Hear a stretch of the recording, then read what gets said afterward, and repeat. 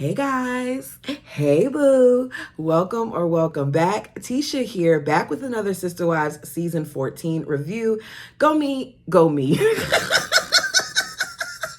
I'm starting off wrong already. Go ahead and do me a favor by hitting the like button because it helps the channel. I have a message for the bird. She is looking for her miracle, and it's clear that she's already gotten it.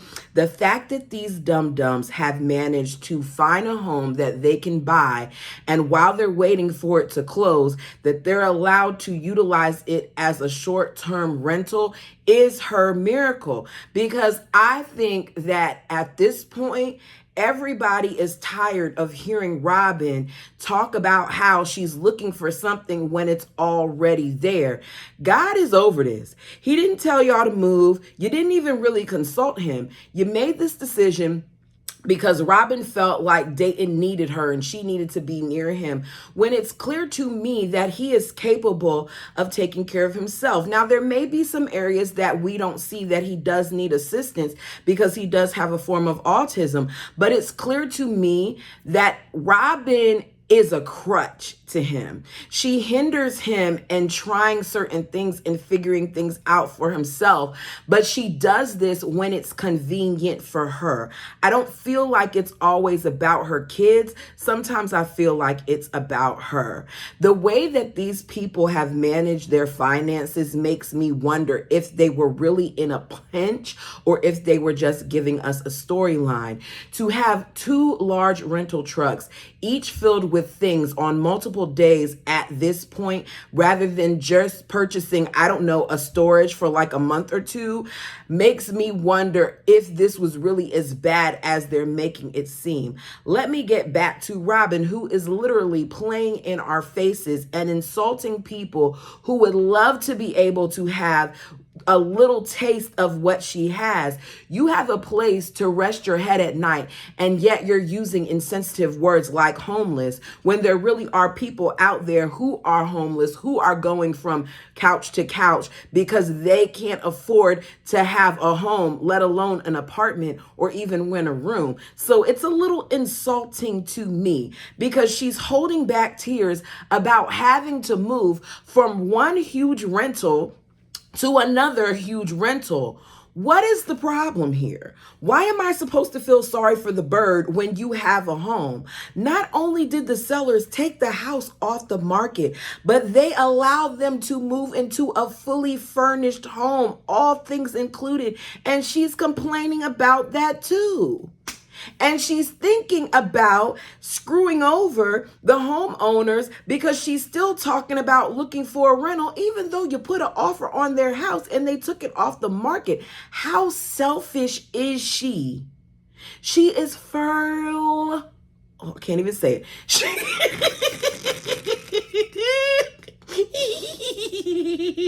She is full of bird poo-poo, I tell you, because this makes no sense. But let's get into the episode. Maybe I won't, stumble over my words so much for that. We begin the episode with, the dramatic music and the family packing up. There's a forest fire. It's the forest that is near Mary's home. She received pre-evacuation notice telling her that she may have to leave. So the family is there to pack her important things. They're warning everyone to get ready for possible evacuation. This is dramatic, of course, because TLC is playing the music. They're showing us clips of the burning forest or woods. Smoke is in the air. Helicopters are flying overhead, and Mary is clearly overwhelmed. And Janelle is letting us know that it looks like a war zone.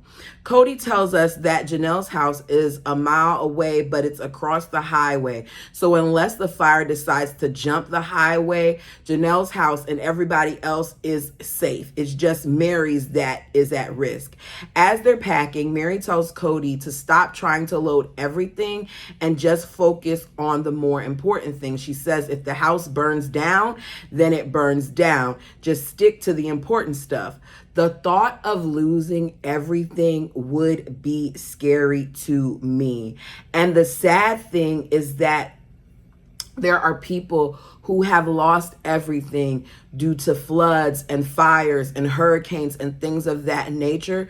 So while I was seeing this scene, I was thinking about that and trying to give Mary a little bit of give here, because some of the things that Mary did and some of her reaction, like to Christine later on, kind of bothered me, but we'll get to it. So Cody explains that Robin is currently moving, so they have a big trailer already. So he now has to take Robin's stuff out of that trailer, put it in Christine's storage sheds and her garage, so that he can use the empty trailer for Mary's stuff.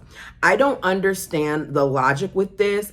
You just sit there with a rental truck full of things, when to me, you fill up a rental truck, you put the stuff in a large storage or 2 storage units, and then you do the same thing instead of wasting money on U-Hauls that you don't know how long the furniture is going to be. I guess he was trying to cut back on them having to move stuff in and out of the U-Haul so much, but I guess they had money to waste because he didn't have a problem keeping those U-Hauls as long as he needed to keep the U-Hauls. Mary lets us know that, Cody is there and he's actively engaged in helping. And as a result of that, she appreciates it. When he sees something super important, he usually will jump in and do it. Well, I got a question. Why didn't he do you?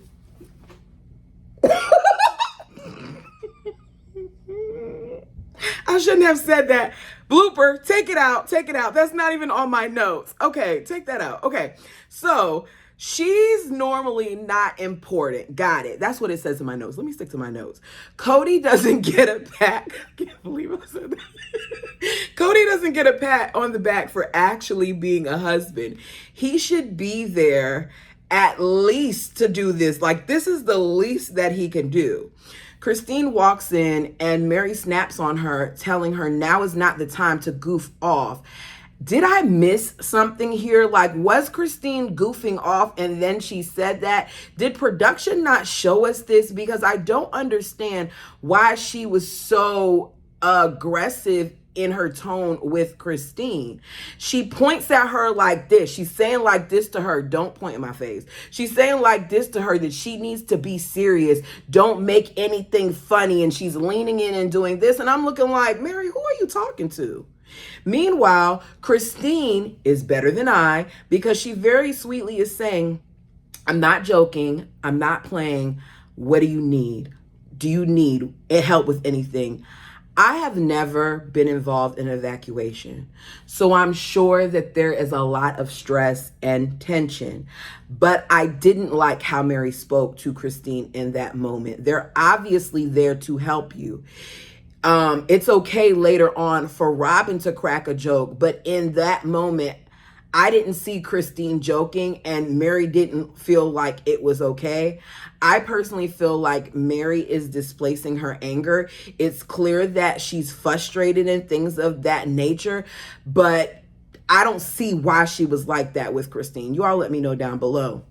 In my opinion, if this situation right here is any indication of how Mary is when she's stressed out, I can only imagine what she said and did when cameras were not around, because I don't feel like it was necessary to talk to Christine like that. She's not your child, and even if she was your child, you still didn't need to do all that. But maybe I'm nitpicking and maybe I missed something.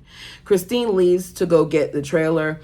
The other people are standing around watching Mary as she grabs boxes and digs through things. Robin comes in asking what she wants them to grab because they're all just standing there. And she says, I don't know, I don't know, I don't know. And she starts crying. She's having a full-on meltdown. Everything is driving her nuts. She says what she needs, because Christine asked that earlier, and she told Christine, what I need is my house moved. In a matter of seconds, she's gone from what I need is my house moved and yelling at Christine to now crying in Robin's arms. So she's obviously stressed. Mary is at the end of her rope, according to Janelle. Everyone is still standing there not knowing what to do. She then stops crying and wonders about her eyebrows and if they're still on. Robin tells us that luckily Mary can redraw on her eyebrows, but she can't stop a forest fire. Mary tells Robin that she's just unpacked everything in her new rental yesterday and that nothing is organized, so she has to figure out what she needs to repack. Robin tells us that her and Mary are both in the process of moving. They're kind of in the same situation, and that she too is struggling because just like Mary, she's having to pack, and she knows that Mary, while is packing, is probably thinking this shouldn't be happening. Even in this moment, the bird manages to make it about her. And part of me, as Robin is saying this in confessional, feels like Janelle sees this too, because Janelle's looking at her as she's talking like, okay, why are you making this about you?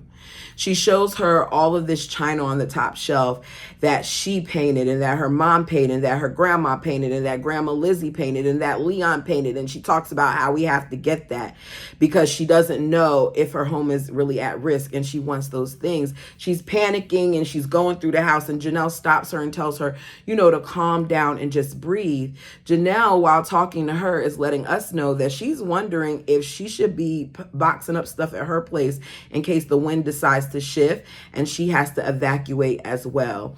Next thing you know, out of nowhere, Mary is excitedly calling Robin over. She's giddy at the sight of her marriage certificate from her legal marriage to Cody. And she shows it to Robin and says, should I burn it? And we're reminded that she divorced Cody over 4 years ago so that Cody could adopt the kids. Robin suggests that they go fetch her marriage certificate that to us she claims she doesn't know where it is, even though she clearly does. And her and Mary can burn them together. Robin is so full of crap because she knows that that certificate means so much to both Mary and at this point, even Christine. And yet here you are making fun of it. Yeah, you lightened up the moment, but you already know that that wasn't going to be a thing. Robin tells us that she wishes none of her sister wives had to worry about being legally married to Cody, because in their world, legal marriage doesn't matter. It causes destruction in the plural family since most of the wives can't be legally wed to him. She talks about, how passionate she is about this subject because her mother is a second wife and she knows how that's affected her mom over the years. If that is really true, if it's really affected her mother, you would think that she would be more compassionate about the matter, but she clearly likes to downplay it when it comes to the other wives and act like it's not a big deal. But now we're going to sit here and act like we care and we want to be compassionate about the matter when you showed little compassion to, Christine and even Mary in the situation. Robin lets us know that the owner of the 7-bedroom house decided not to let them rent it. I mean, the house was for sale. Everybody's not going to do that, but you do have a rental situation. So they have 4 days to pack up their rental house and move. You knew all along that you had to pack up your rental house and move. So this 4-day thing is your fault because for 6 months, because Cody spilled it last episode, you were arguing about buying or renting. So you knew for 6 months that this had to be a thing. You should have been packing a long time ago. So I don't feel sorry for your procrastination in this matter. They're making such a big deal about moving, but they're moving into another home that they've put an offer on. Because the house they have put the offer on is where they're going to be staying. So they're going to be paying additional funds, but they'll be staying in that house until it closes. Robin lets us know that on more than one occasion, Cody picked this house out and it's something that Cody likes, but I don't know why you feel the need to tell us. You have to like some aspect of it too, because if you like the other houses, then you would have put an offer on those other houses, seeing as to how those other houses were good in size as well. Robin says that she and Cody are not ready to close on the house that he picked, so they may be renting it until they close on their purchase, or she whispers, or till we find another house to rent. She would get on my nerves, and at this point, she has me siding with Cody. Mary says, would this be a bad time to say we probably wouldn't have had to deal with this if we lived in Vegas? No, not at all. Because the truth is that you're talking to one of the reasons why you're there. And the bald eagle is another reason why you're there. Mary should have never left. Mary should have stayed put, especially because once Cody got what he wanted out of her, what he needed out of her, which was her funds, he didn't care about her anymore. He treated her nice for probably a couple of days, and then that was that. A few minutes later, Cody and Christine arrived back at Mary's house with the trailer that's empty. Cody's like, let's grab grandma's furniture. Mary apologizes to Christine for yelling at her. She says that Christine has a quality that's great, and in some situations it is, and in others it's not. She says she makes a lot of stuff up, into a joke. And when she came in, I immediately barked at her, but she didn't joke when she came in. You just felt like she was going to make this a joking matter. That wouldn't be okay with me. These people are verbally abusive to each other in so many ways, and I don't even feel like they realize it at times. After that, she reveals that the family that she has no intention of leaving unless she receives an official evacuation notice. I'm looking like, okay, this better not be storyline, but I don't think it is. Mary tells them that she has work to do, so she's going to be focused on that. Cody thinks she should go. He says, just go to lunch with your sister wives or go to somebody's house. Not come hang out with me, but go to lunch with your sister wives. Mary insists on staying until they tell her to leave. Janelle at first doesn't think that it's a good idea because she doesn't want it to be so late when she gets the notice that Mary doesn't have enough warning to get out should something actually happen. But she later says she understands why Mary would want to stay because she would need normalcy in that type of situation as well. And she thinks that's just what Mary's trying to do, to just have things go on as normal so that she doesn't, get anxious or worry about this fire. Cody asks her if she's going to be okay. He starts talking about California and says, just remember, if the winds hits, it's over, the house goes up. Cody does not like this woman. She's flustered and she's upset, and we've seen her go up and down with her emotions, and he has not even embraced her. He doesn't comfort her like somebody who cares about you would. He doesn't come to her like a normal husband would. Not a touch on the arm, not a kiss on the cheek, not a hug, not an embrace. It's literally nothing. We're now in Eastern North Carolina. We see Maddie. She lets us know that she's been having contractions and she's all by herself because Caleb is out of town for work. Maddie's labors are long. So the moment that she said this, I was like, okay, Maddie, you're not going to have the baby right now. You're not calling this Braxton Hicks. This is your labor, and your labor is lengthy and it starts and stops. So I'm thinking Caleb is going to make it home in time. She hopes that he'll make it home before she has the baby. It's then the next day and she's still having contractions. She heads to her scheduled appointment with Axel, but she stops by the airport to pick up her mother first.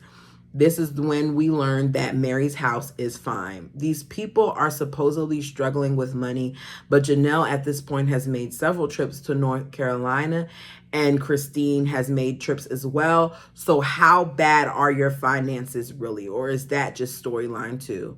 Janelle said she was frustrated because the quickest she could get there after getting the call from Maddie was 8 hours, and she thought that she would miss it. Maddie is trying to avoid giving birth at the hospital. She says she's over being pregnant. She's 1,000% done with being pregnant and hopes that she is in labor. She looks miserable. She looks tired. She looks worn out. And I'm sure that's harder when you have a young child and you're going through pregnancy. She tells the midwife that she was in labor for 86 hours with Axel. The midwife says that was rude. She's probably thinking, oh Lord, what have I got myself into? We then see flashbacks of the 86-hour labor where we hear Maddie making various laboring sounds. I still hate that they all sat up in that room, even though she initially said that she did not want them in there. I think that they got her in a state of vulnerability, and that's why they were all allowed in that room.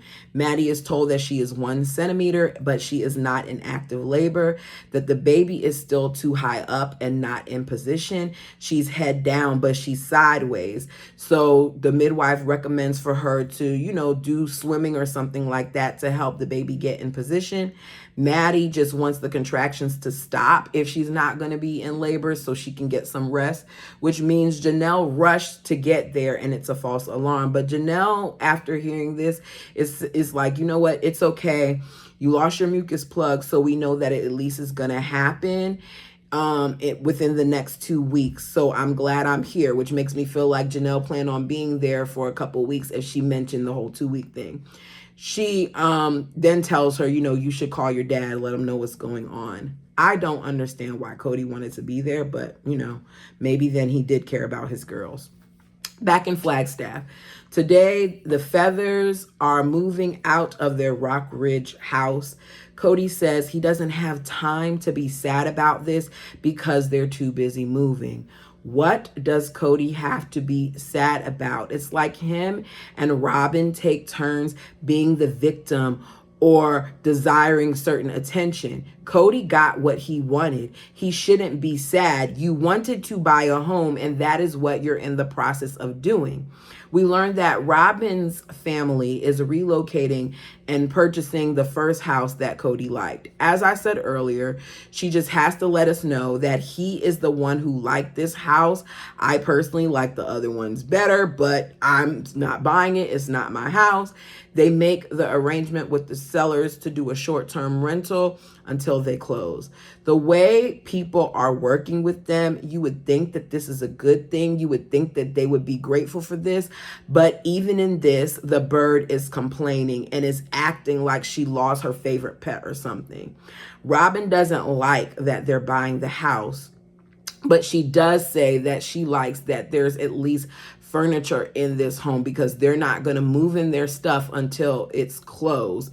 It was a previous rental. So the house also comes with the furniture too.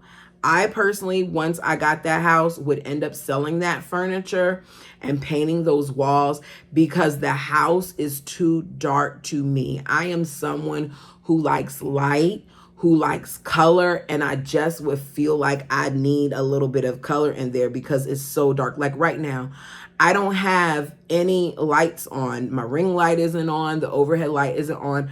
All I have is the patio door open, and you see, well, not open, but the blinds open, and you see how much light we have just in this because it's not naturally dark in here. Paint makes a major difference. Colors make a major difference. And it just like, I don't know, I would just have to paint it. Robin reminds us of how Aurora and the other kids were in their house and, how happy they were there and that they're sad that they're going to be leaving their home. As she keeps talking about the kids, I'm reminded that the birds' kids have been raised to be needy and dependent. The rest of the kids had mothers who taught their children how to grow up and be independent and not rely so heavily on them. But Robin saw very early on that Cody liked feeling needed and wanted, that he enjoyed the honeymoon phase. He enjoyed being doted upon. So she taught her kids how to fulfill Cody's need to be the center of attention, to be the son, while stunting their future. We spent 20 minutes of one episode talking about Janelle's move and how it affected her kids. Matter of fact, we barely talked about how it affected her kids. We didn't get to even see the move that Mary made, but here we are 6 or 7 episodes in, and we're still talking about Robin's move like this is an episode or a season of House Hunters or Real Estate or something along those lines. And we're talking about how badly that this whole situation affects her kids when at this point, we don't care. The situation isn't affecting your kids nearly as much as you guys are. Cody says, I wish that we would have just bought this house. If Cody knew all along that he wanted to purchase a home, they should have bought that home that they were in if they were so concerned about uprooting their kids. But Robin was on this whole I want to rent kick. She's over here saying that she's going to have to guess, what they want to eat in the rental, as she has a pantry full of stuff. You're moving. Why do you have so much stuff in this pantry? The goal when you move is to clear the stuff out of the pantry, eat a lot of it up so you don't have to move as much. So since you didn't, pick up your whole pantry and bring it to the rental. They're going to eat the same things at the rental that you're in now as the one that you're going to. Their appetite isn't going to change because you move to a different house that is 10 miles away from the other house, or 10 minutes away. I can't remember what Cody said. Robin is still talking about hoping that they find a rental, and she has tears in her eyes while she's saying it. And I'm like, you look dumb. What is the problem here? They arrive at the new place that TLC is already ready to film in because the cameras are there to capture their faces as they walk in. I guess this was the kids' first time seeing it because we saw that they saw the other two houses, but only Robin and Cody saw this one. Aurora says, this house reminds me of the country in the winter, but the kids like it. Robin's just happy to see her kids happy because she says they had such a hard summer. Why was it hard? Because those two feather people made it hard. They had 6 months to pack and get their crap together. It shouldn't have been that hard of a summer. Pack, go out and have fun. Pack, enjoy some time with your friends. Pack, let's keep it moving. What is the problem here? Why was their summer so miserable? You could have sent them away if it was so stressful for a little bit to spend some time with your mom and dad. But wait, you don't do that. Dayton wastes no time to lay down in his assigned room and close the door. Robin says if the purchase of the house doesn't go through, there's a house on the way to Sedona that the family can rent as a last resort. Cody wants no part of it. He says having a house 30 minutes away from the rest of the family is not an option because he needs to see his kids. A part of me does not believe this, seeing at the way things have turned out now. I feel like Cody would drop by to see them out of obligation and not because he really wanted to be there, because he's saying to us that he spent hours a week driving between homes. And I don't believe it, because we already heard that the wives and some of the kids say that they don't see their father as much, that sometimes they go days without seeing him. So how are you driving in between homes? It makes me think that when he says he's driving in between homes, he means if I have to stay at Janelle's house for the night, I go between Robin and Janelle's house. If I have to stay at Christine's house for the night, I go in between Robin and Christine's house. Because what is the go-between that you're doing? The only home that he's driving between is Robin's and whatever wife he's assigned to in rotation for that day. That's my opinion. You all tell me yours. So if we decide, according to Cody, to rent a house halfway to Sedona, that's just too far. That's too far in my book. And it's not about my relationships with the moms. It's about my relationship with the children. That's too much distance between me and my kids. Oh, how times have changed, because after the pandemic, all of this goes out the window. We know at some point he didn't care about seeing his kids unless they were the little ones. Maybe that's the kids he was talking about when he said that's too far, because he had to make sure he was there to see Aurora and Saul, because they're his little ones.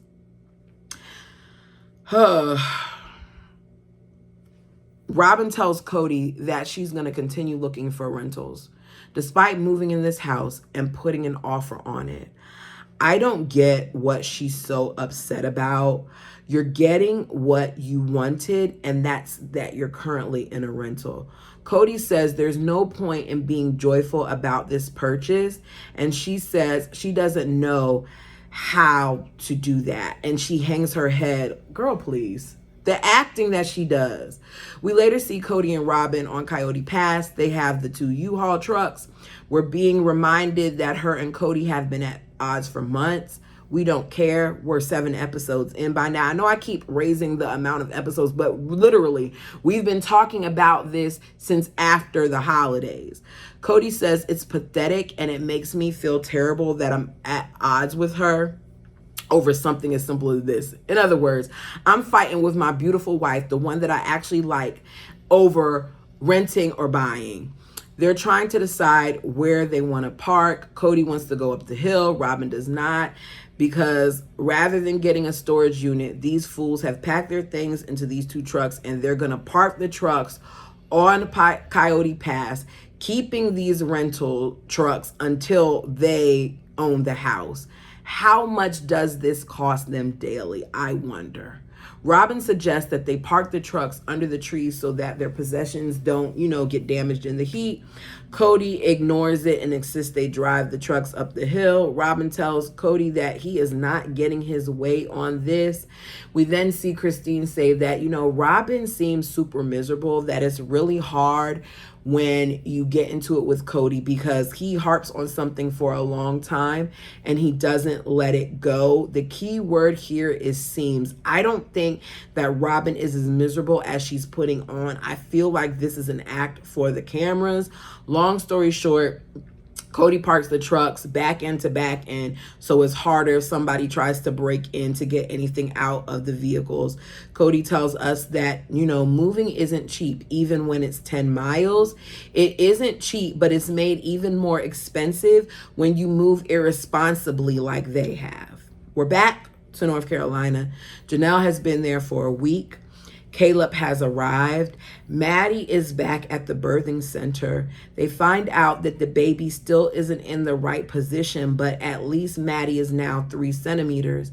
To help her labor progress, the midwife suggests that they walk to get things moving along further, and they're asked to return in a couple of hours. So we see them walking as Cody calls them, tells them that he and Christine just got to the airport. Their flight is in an hour. And he's a little flustered because they got to hurry up and get on the plane. But once they get on the plane, they'll be heading their way soon.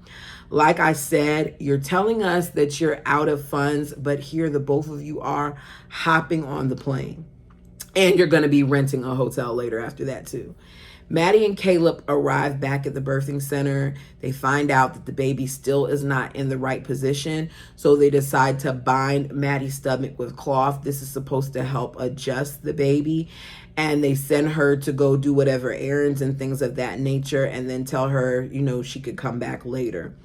We see them head to the hotel to be with Janelle and Axel, and shortly after, Christine and Cody arrive. Cody tries to talk to Axel, but Axel doesn't want to have anything to do with Cody.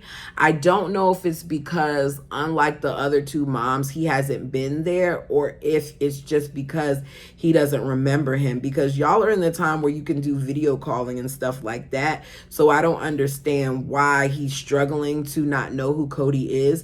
Makes me feel like Cody hasn't put forth effort. Christine says Maddie lives far away, so even though everyone wanted to be here, all of the moms couldn't come. Mary and Robin couldn't, but I could, so I decided to come. Janelle is over it. She's tired. She's exhausted. You would think that like the labor was Janelle's thing, like she was going through the labor, so it's making me feel like not only was she helping with Axel, but she was also staying up with Maddie as Maddie was going through her pains, because she looks drained just like Maddie. Cody tells us that normally when he's away from a wife for a long period of time, when he comes back, he would spend time with the other wife, so he should automatically be staying with Janelle, but Janelle doesn't want to be bothered, which makes me wonder how annoying Cody is and how much he talks and stuff like that, because all Janelle wants to do is be by herself and go to sleep. She tells Cody to stay with Christine that night because she's exhausted. She lets us know she doesn't want to do a whole bunch of talking and stuff like that. She just wants to sleep.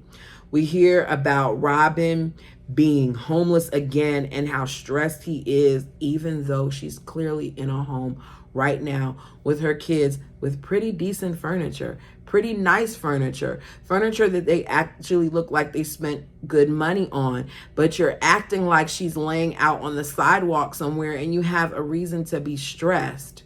She's clearly in a home. Can we just focus on the fact that she's in a home? Cody says all of this just creates such a high level of stress, like this whole birthing thing and this moving thing. And at this point, it's making him sick. Perish the thought that Cody is sick. And that's the end. You guys, I really and truly don't understand how they managed to make season 14 all about a move. Like literally. We spent an entire year talking about a move and nothing else. I'm noticing more and more that we're seeing the kids less. And it's making me wonder, did the kids want to take a step back? Like what happened that once they got here, that all we had to talk about was the move, and that we had nothing else? I would think that there was plenty to cover other than this. But this is where we're at.